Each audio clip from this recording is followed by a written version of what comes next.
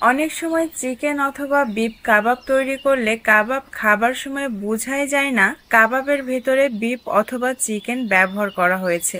এমনটা হবার কারণ হচ্ছে কাবাব তৈরি করার পদ্ধতি এবং সঠিক মেজারমেন্ট। তাছাড়াও কাবাব কিভাবে তৈরি করলে কাবাবটা খেতে অনেক বেশি মজা হবে সেই গোপন সিক্রেট টিপসগুলো আজকে আপনাদের সাথে শেয়ার করব। আজকে আমি আপনাদেরকে তৈরি করে দেখাবো চিকেন কাবাব। চিকেন কাবাব তৈরি করার জন্য প্রথমে আমি চিকেন আর আলুটাকে সিদ্ধ করে নিব। এখন এর মধ্যে পরিমাণ মতো আদা রসুন বাটা দিয়ে দিচ্ছি, লবণ দিয়ে দিচ্ছি স্বাদ মতো, সামান্য একটু কালো গোলমরিচের গুঁড়া দিয়ে দিচ্ছি, এক ফালি লেবুর রস চিপে দিয়ে দিচ্ছি। এভাবে লেবুর রস আর সামান্য একটু মশলার সাথে চিকেন সিদ্ধ করে নিলে চিকেনের যে একটা গন্ধ থাকে সেটা চলে যায়। কাবাব খাবার সময় ওই গন্ধটা আর থাকে না। এখানে চিকেন যে পরিমাণ নিয়েছি তার থেকে আলুর পরিমাণটা বেশি হয়ে গেছে। সেটা কাবাব তৈরি করার পরে যখন খেয়েছি তখন বুঝতে পেরেছি। আলু এখানে 2টা দিলে পরিমাণটা ঠিক হতো। আপনারা মেজারমেন্টটা এমনভাবে করবেন চিকেনের পরিমাণটা একটু বেশি থাকবে, আলুর পরিমাণটা একটু কম থাকবে, তাহলে কিন্তু কাবাবটা খেতে বেশি ভালো লাগবে। চিকেন এবং আলুটা সিদ্ধ হয়ে যাওয়ার পর পানির মধ্যে থেকে উঠিয়ে নিচ্ছি আর এই পানিগুলো ফেলে দিব। এবার আলুটা গরম গরম থাকা অবস্থাতেই আলুটাকে একটু ম্যাশ করে নিচ্ছি। গরম গরম থাকা অবস্থাতেই আলুটা ম্যাশ করে নিলে খুব সুন্দরভাবে আলুটা ম্যাশ হয়ে যায়। এখন এই চিকেনগুলোকে যতটা সম্ভব চিকন চিকন করে ছাড়িয়ে নিব। এই চিকেনগুলোকে হাত দিয়ে অথবা কাঁটা চামচের সাহায্যে ছাড়িয়ে নেবেন, যেভাবে আপনাদের সুবিধা হয়। এভাবে সিদ্ধ করে চিকেনগুলো ছাড়িয়ে নেওয়ার পর ব্যবহার করলে কাবাবের মধ্যে কিন্তু চিকেন আছে সেটা বোঝা যায়। যদি আপনি চিকেন কিমা ব্যবহার করেন তাহলে খাবার সময় বুঝতেই পারবেন না আপনি চিকেন ব্যবহার করেছেন। তবে বিফ কাবাব তৈরি করার প্রসেসটা একটু আলাদা। যখন আমি আপনাদের সাথে বিফ কাবাবের রেসিপি শেয়ার করব তখন সেটা বলে দিব। সবগুলো চিকেন আমি ছাড়িয়ে নিয়েছি। এবার এর মধ্যে দিয়ে দিচ্ছি ভেজে রাখা পেঁয়াজ বেরেস্তা। পেঁয়াজ বেরেস্তা আমি আগেই ভেজে রেখে দিয়েছিলাম। অনেকেই কি করে কাঁচা পেঁয়াজ ব্যবহার করে কাবাবের মধ্যে। কাবাবের মধ্যে কাঁচা পেঁয়াজ ব্যবহার না করে পেঁয়াজ বেরেস্তা ব্যবহার করবেন, তাহলে কিন্তু কাবাবের স্বাদটা বেড়ে যাবে বহুগুণে। আর পেঁয়াজ বেরেস্তা ব্যবহার করার জন্য কাবাবের মধ্যে পেঁয়াজ বেরেস্তার সুন্দর একটা স্মেলও অ্যাড হবে।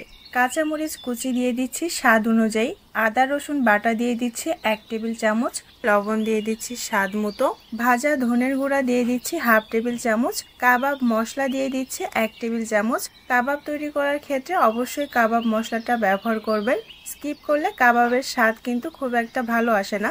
ভাজা জিরার গুঁড়া দিয়ে দিচ্ছি 1/2 টেবিল চামচ, কালো গোলমরিচের গুঁড়া দিয়ে দিচ্ছি 1/4 চা চামচ এবং সবশেষে দিয়ে দিচ্ছি গরম মশলা 1 টেবিল চামচ। এক ফালি লেবুর রস চিপে দিয়ে দিচ্ছি।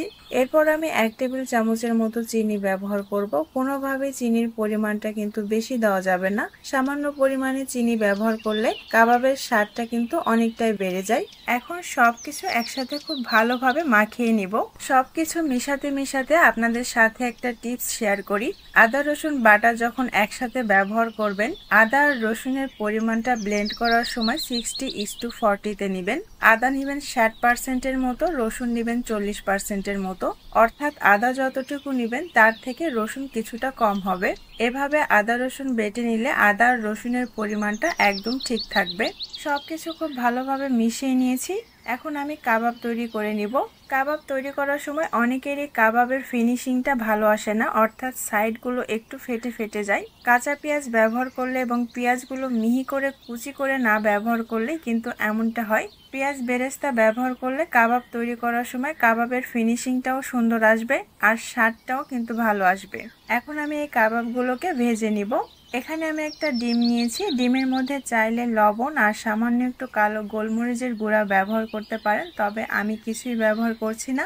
ডিমটাকে ফেটিয়ে নেওয়ার পর এখন একটা করে কাবাব ডিমের মধ্যে চুবাবো এবং তেলের মধ্যে ছেড়ে কাবাবগুলোকে ভেজে নিব।